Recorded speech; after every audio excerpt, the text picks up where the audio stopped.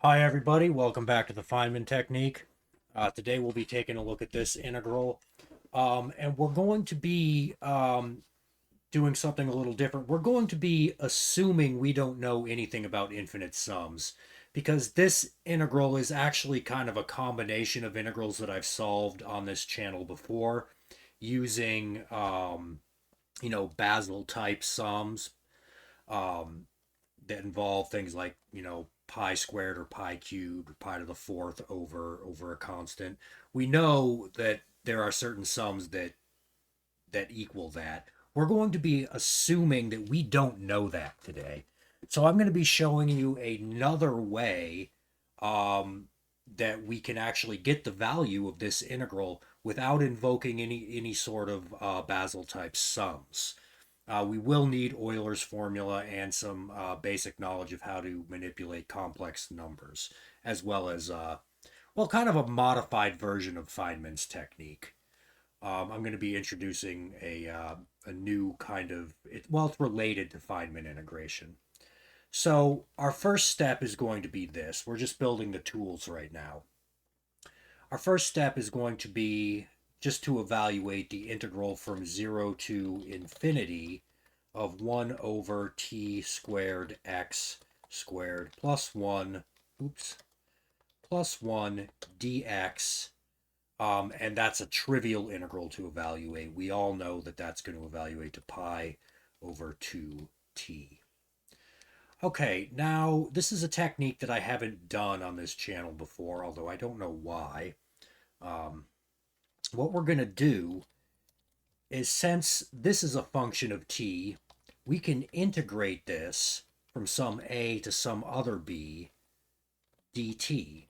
And of course, we have to do the same thing on the other side. Okay, so from there, next step. Um, we can use Fubini's theorem to switch these integrals up and switch the order of integration from dx dt to dt dx. Okay. All right, so next step, we evaluate this integral. Um, this is not hard to do. This is going to give you arc tangent bx minus arc tangent ax over x. Go ahead and do that integration if you'd like. Just evaluate this integral, and that's what you'll get. And on this side, this is going to evaluate to pi over 2 times the natural times quantity natural log b minus natural log a. Okay, so what do we do from here? Well, this is where complex numbers come in. We are going to take the case where b is equal to the imaginary unit. So arctangent ix and natural log I right here. We'll leave this a term alone because it's not going to matter in the final computation. Okay, so let's just go down one line here. We know that I, its principal value is e to the I pi over 2. Natural log and e are going to cancel each other out, just giving us I pi over 2. Okay, great. So this is true. Now, next step, I'm going to show all the steps. We're going to make this very, very, very clear. We'll take the imaginary part on both sides. Okay, that's our next step. Now, doing that, well, let's see. We can take this is not going to contribute at all to the imaginary part. So we can leave this side as simply the imaginary part of arctangent ix over x dx from 0 to infinity. Now, this part is not going to contribute to the imaginary part. We can get rid of this I as well as the imaginary operator, since that's what taking the imaginary part would amount to. And this is going to be pi squared over 4. Okay, so how are we going to use this? Let's take a look back.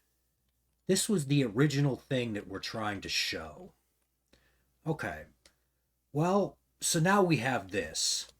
All right. Well, that how does that help us? We have first of all, this integral goes from 0 to infinity, and our target integral goes from 0 to 1. So let's fix this a little bit. From here, we can get this. We're going to split this integral at 1. So we're going to go from 0 to 1, and then 1 to infinity. All right, next step. What we'll do is we'll take x to 1 over x. So doing that, we're going to get a 0 here. 1 will stay the same. We'll get I over x.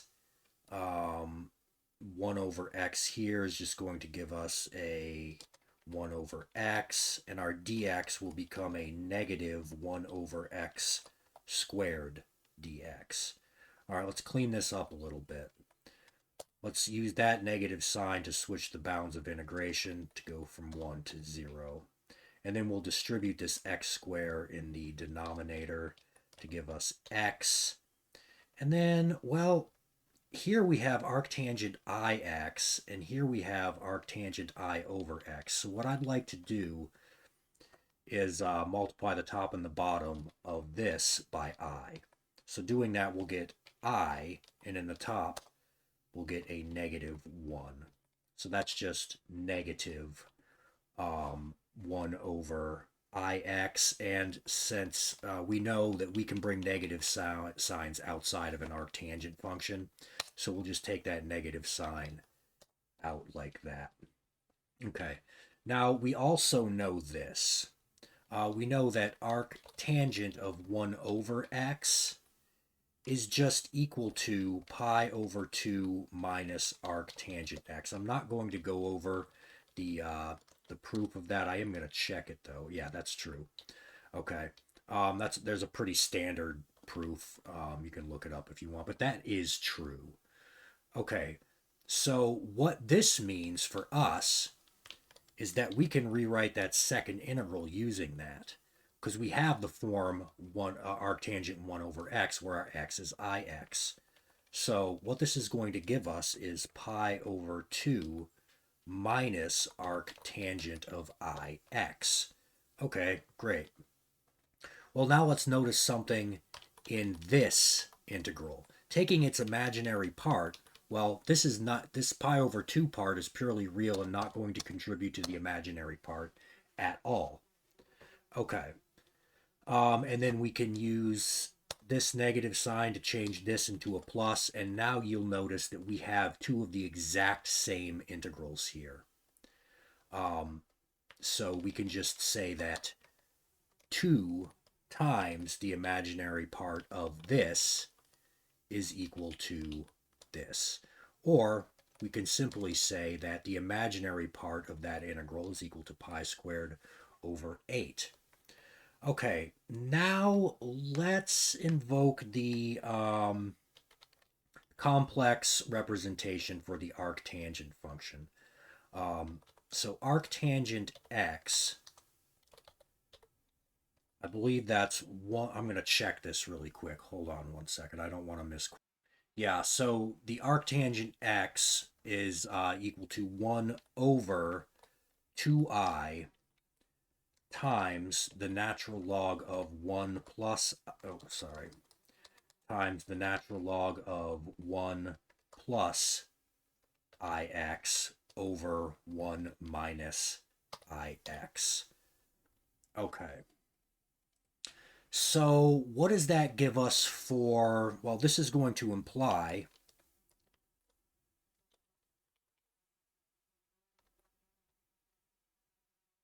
that arctangent ix, if we just replace our x with an ix, let's see, if we replace x with ix, we're going to get a, well, iix, that's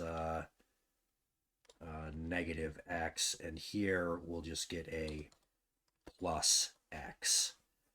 Okay. Great. So if that's true, then we can say, we can take the imaginary part on both sides. The imaginary part of this is going to be equal to the imaginary part of this. Okay, first we need to clean this up. Let's multiply the top and the bottom of this by I.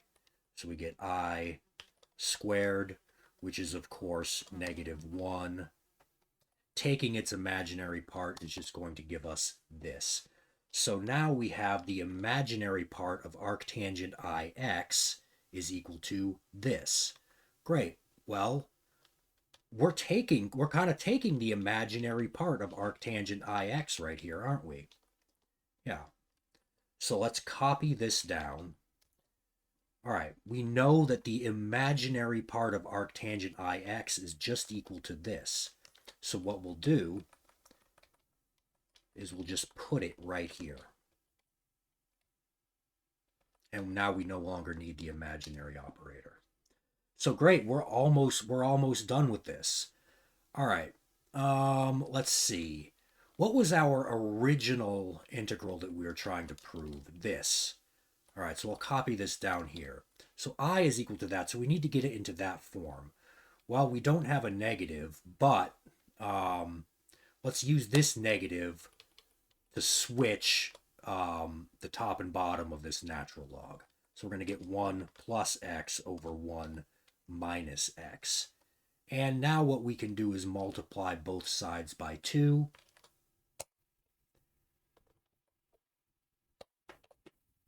And now we see that our original target integral, this is exactly what our original target integral is. And without invoking any sort of Basel type sums, we've just shown that this integral is indeed equal to pi squared over 4. All right, guys, I really hope you enjoyed that video, and we will see you next time.